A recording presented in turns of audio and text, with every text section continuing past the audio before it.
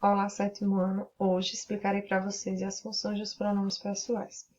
Vale salientar que anteriormente, acredito que na lista 11, eu expliquei para vocês o que eram os pronomes e também as classificações deles. Hoje, nós vamos ver o objetivo dos pronomes pessoais, ou seja, para que eles servem, como eles são utilizados. Para relembrar, eu coloquei aqui para vocês o que são os pronomes pessoais. Eles podem ser do caso reto ou do caso oblíquo. Aqui nós temos as palavras que representam os pronomes do caso reto e temos as palavras que representam os pronomes pessoais do caso oblíquo. Vale salientar que no do caso oblíquo nós temos duas categorias, que é o átono sem preposição e o tônico com preposição. Nós vamos observar o seguinte: toda vez que eu tiver um pronome pessoal do caso reto em uma frase, ele estará com função de sujeito. Quando eu tiver um pronome do caso oblíquo, ele vai estar com função com objetivo de complemento. Complemento é a mesma coisa de objeto direto ou objeto indireto, como nós já estudamos anteriormente, certo? Então, complemento e objeto são a mesma coisa. Ou seja, essa palavra, esse pronome, ele vai estar para complementar o sentido de um verbo. Aqui nós temos, certo, dizendo o que tem aqui na tabela. Para responder a primeira, a segunda, a terceira e a quarta questão, vocês vão precisar dos dados que nós temos aqui, tá? Por isso que eu estou relembrando o que são os pronomes pessoais. São aquelas palavras que substituem nomes. Nós temos duas classificações, que é reto e oblíquo. Temos aqui as palavras que representam e dizendo qual é a função. Se for um pronome do caso reto, sujeito. Se for um pronome do caso oblíquo, complemento.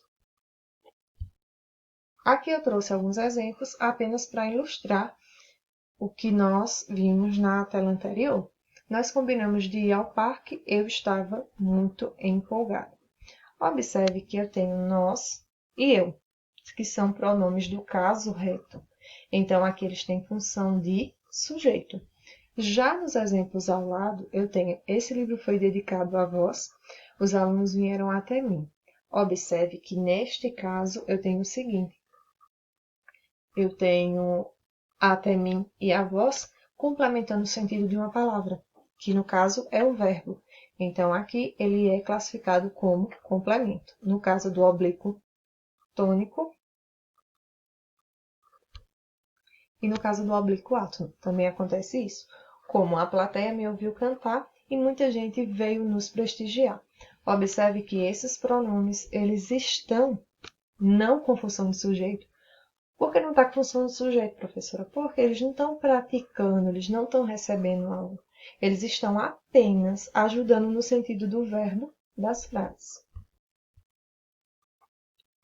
Eu trouxe para vocês também modelos de questões da lista de exercício desta semana, visto que nós iremos trabalhar a reescrita e a localização de pronomes. Na quinta questão do exercício da lista desta semana, vocês terão que fazer o seguinte: circular a palavra que é o pronome e classificar. Como vocês vão classificar, professora? É para colocar pronome reto e pronome oblíquo? Não.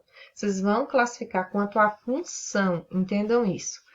Na letra A, o menino é esperto, ensinei-o atentamente. Eu quero que você circule a palavra que é o pronome. No nosso caso, já está até em negrito aqui para ficar mais fácil. O O. Esse O, ele está complementando o sentido do verbo ou está substituindo a palavra menino? Está substituindo a palavra menino. Então, ele está com função de sujeito. Diferentemente de eu devo cuidar bem do meu material, não devo estragá-lo. Observe que quem é o sujeito dessa frase na letra B? Eu. Se eu é o sujeito da frase da letra B, quando eu tenho estragá-lo, eu estou falando de estragar eu ou o material? Quer dizer, o material. Então, se é referente ao material, está complementando outra expressão da frase que não sujeito. Então, vai ser classificado como objeto. Quinta questão. Circula o pronome e diz se está com função de sujeito ou de objeto. Sexta questão. Na sexta questão, na própria ficha de vocês, tem um quadro com o nome Atenção.